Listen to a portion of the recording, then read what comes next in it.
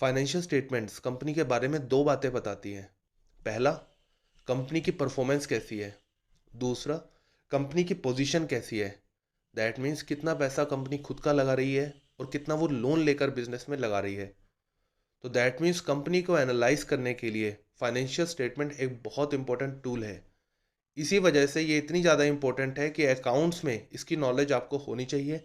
अगर बात करें आपके प्रोफेशनल करियर ग्रोथ की या फिर इंटरव्यू के टाइम पर इंटरव्यू की। मैं हूं विकास मैनी, आप देख रहे हैं ONS स्टडीज सर्कल।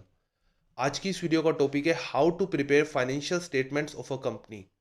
ये इस वीडियो का पार्ट फर्स्ट है, जिसमें हम बात करेंगे statement of profit and loss account की।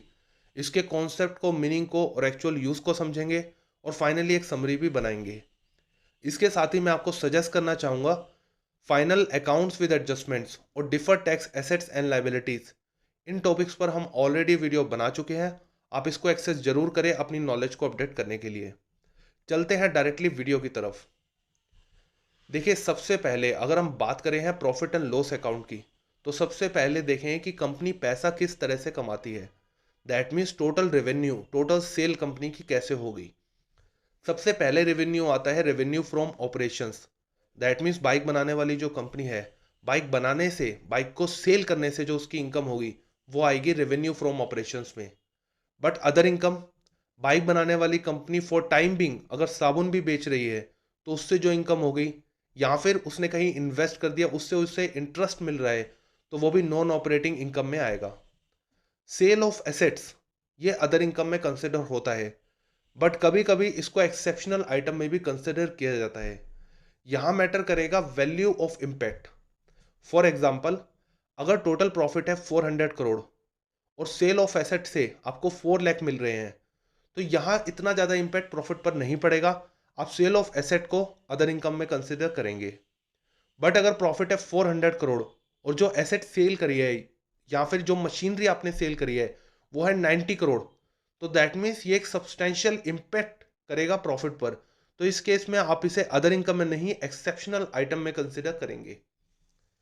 अब यहां भी बात हुई टोटल रेवेन्यू की। अब बात करते हैं टोटल एक्सपेंस की। अब बिजनेस में खर्चे किस तरह से होते हैं। सबसे पहले अगर आप कोई सामान बेचना चाहते हैं तो उसके लिए पहले आपको रॉ मटेरियल खरीदना पड़ेगा। तो सबसे पहला खर्चा होगा आपका रॉ मटेरियल का।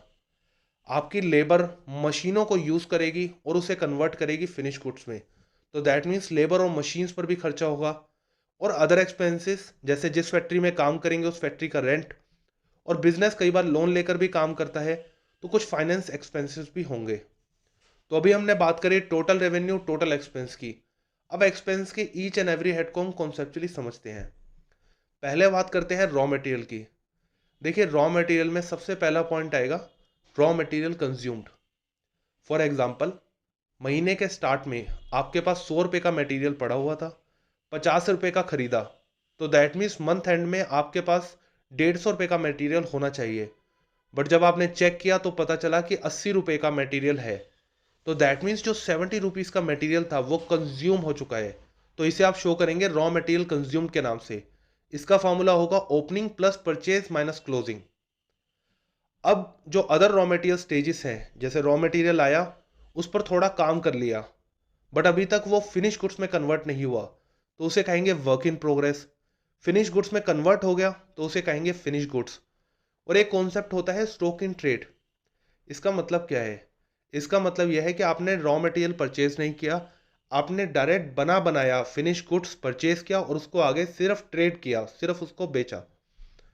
तो इस केस में क्या होगा, इस केस में ओपनिंग, क्योंकि देखिए अगर हम बात करें वर्क इन प्रोग्रेस या फिनिश गुड्स की, इसको हम परचेज तो नहीं कर रहे, परचेज तो हम रॉ मटेरियल करते हैं, और स्टॉक इन ट्रेड भी सीधा परचेज करते हैं और बेचते हैं। तो इसलिए ओपनिंग और क्लोजिंग का जो डिफरेंस है वही यहाँ कंज्यूम होगा। तो इसे हम कह सकते हैं चेंजेस इन इन्वेंट्री, और यहां कहेंगे रॉ मटेरियल कंज्यूम्ड। अब चलते हैं नेक्स्ट पॉइंट की तरफ। अब देखिए, रॉ मटेरियल के बाद दूसरा हमारा खर्चा होगा एम्प्लॉय का। अब एम्प्लॉय बिजनेस में कितने तरह के होते हैं। एक होती है लेबर जो फैक्ट्री में काम करती है, उन्हें जो पेमेंट करते हैं उसे हम कहते हैं वेजेस। और एक होते हैं एम्प्लॉय जो जनरली डेस्क जॉब होती है, जो आपके फैक्ट्री में प्रोडक्शन में डायरेक्टली इन्वॉल्व नहीं होते, उन्हें जो पेमेंट करते हैं उन्हें कहते हैं सैलरी। अब इसमें सारा कवर होगा जो भी उनको बेनिफिट देंगे, चाहे वो बेसिक सैलरी हो, प्रोविडेंट फंड, ईएसआई, ग्रेजुटी, सब कुछ इसमें कवर होगा जो भी आप उन्हें बेनिफिट दे रहे हैं। बट इसके साथ ही अदर पेमेंट्स भी इसमें इंक्लूड होती है एम्प्लॉय बेनिफिट एक्सपेंस में। अदर पेमेंट्स, जैसे आपने अपनी सेल बढ़ानी है तो आपने किसी को कमीशन दिया, या फिर कोई ऑडिटर है उसने ऑडिट किया आपकी स्टेटमेंट्स को, उसको आपने फीस पे करी, कोई डायरेक्टर है उसको रेमुनरेशन पे किया। तो यहाँ देखा जाए तो ये रेगुलर आपके एम्प्लॉय नहीं है, बट आप इन्हें पे कर रहे हैं और इस वजह से ये आपके बिहाफ पर काम कर रहे हैं। और एम्प्लॉय के केस में भी ऐसा होता है। तो इसीलिए इसको भी, अदर पेमेंट्स को भी, जो सॉर्ट ऑफ एम्प्लॉय की नेचर की है उसे भी एम्प्लॉय बेनिफिट में कंसिडर करते हैं। अब चलते हैं नेक्स्ट कॉन्सेप्ट की तरफ। अब बात आती है एक्स्ट्रॉर्डनरी आइटम की। एक्स्ट्रॉर्डनरी आइटम क्या होती है? एक्स्ट्रॉर्डनरी आइटम वो होती है जो मैनेजमेंट के कंट्रोल में नहीं होती और जिसका पहले से अंदाजा नहीं लगाया जा सकता। जैसे बिजनेस में चोरी हो जाना, उससे जो लॉस होता है, या फिर फायर होना, उससे अगर कोई लॉस होता है, तो इसका पहले से अंदाजा नहीं लगाया जा सकता। ये ऑर्डिनरी नहीं है कि बिजनेस पहले से प्रेडिक्ट नहीं कर सकता कि आग लगेगी या चोरी होगी, तो इसलिए इसे कहते हैं एक्स्ट्रॉर्डिनरी आइटम। अब समझते हैं इसके फॉर्मेट को। अभी तक हमने बात की थी इसके कॉन्सेप्ट की, अब हम डिस्कस करेंगे इसके फॉर्मेट को। देखिए, फॉर्मेट में सबसे पहले आप प्रेजेंट करेंगे टोटल रेवेन्यू को। इसको दो पार्ट में प्रेजेंट करेंगे, रेवेन्यू फ्रॉम ऑपरेशंस और अदर इनकम।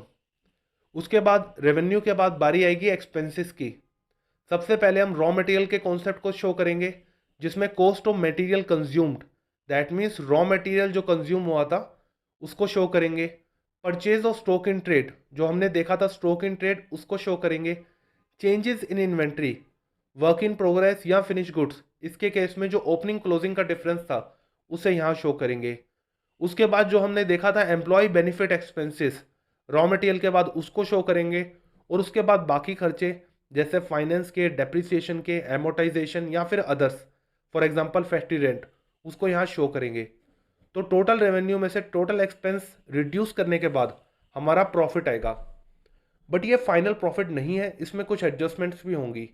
तो आइए देखते हैं आप कौन सी एडजस्टमेंट्स इसमें होती हैं। प्रॉफिट, प्रॉफिट में सबसे पहले जो आप एडजस्टमेंट करेंगे वो करेंगे एक्सेप्शनल आइटम की।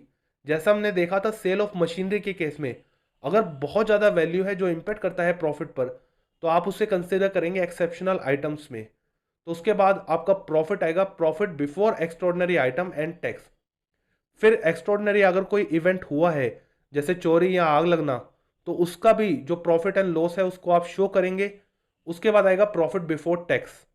उसके बाद आप टैक्स एक्सपेंस जो है उसको रिड्यूस करेंगे, एडजस्ट करेंगे। अब टैक्स एक्सपेंस आप डायरेक्टली परसेंटेज पे रिड्यूस या एडजस्ट नहीं कर सकते, आपको कंपेयर करना होगा करंट वर्सेस डिफर्ड। इसके लिए मैं आपको रिक्वेस्ट करूंगा, deferred tax assets and liability की वीडियो हम ऑलरेडी बना चुके हैं, आप उससे एक्सेस जरूर करें इस कॉन्सेप्ट की क्लैरिटी के लिए। इन सबको रिड्यूस करने के बाद फाइनली आपका प्रॉफिट एंड लॉस आएगा बिजनेस में एक कंटिन्यू ऑपरेशन से। दैट मीन्स जो बिजनेस चल रहा है उससे जो प्रॉफिट एंड लॉस हुआ उसको आप यहाँ शो करेंगे। बट इसके साथ ही अगर कोई बिजनेस आपने अभी बंद किया है या बिजनेस की कोई यूनिट आपने बंद की है, उससे आपको कोई प्रॉफिट एंड लॉस हुआ है और उस पर कितना टैक्स बनता है, उसको एडजस्ट करने के बाद जो अमाउंट आएगा वो फाइनली आपका होगा प्रॉफिट फॉर द पीरियड। और इस तरह से statement of profit and loss account में हम प्रॉफिट की कैलकुलेशन करते हैं। अब बात करते हैं इसके फॉर्मेट की। देखिए, फॉर्मेट में यहां आप दो सिनेरियो में प्रेजेंट करेंगे। पहला होगा करंट ईयर, दूसरा होगा प्रीवियस ईयर। और जैसे हम बात कर रहे थे टोटल रेवेन्यू, एक्सपेंसेस और उसके प्रॉफिट के बाद जितनी भी एडजस्टमेंट्स है वो आप करंट ईयर की भी शो करेंगे और प्रीवियस ईयर की भी।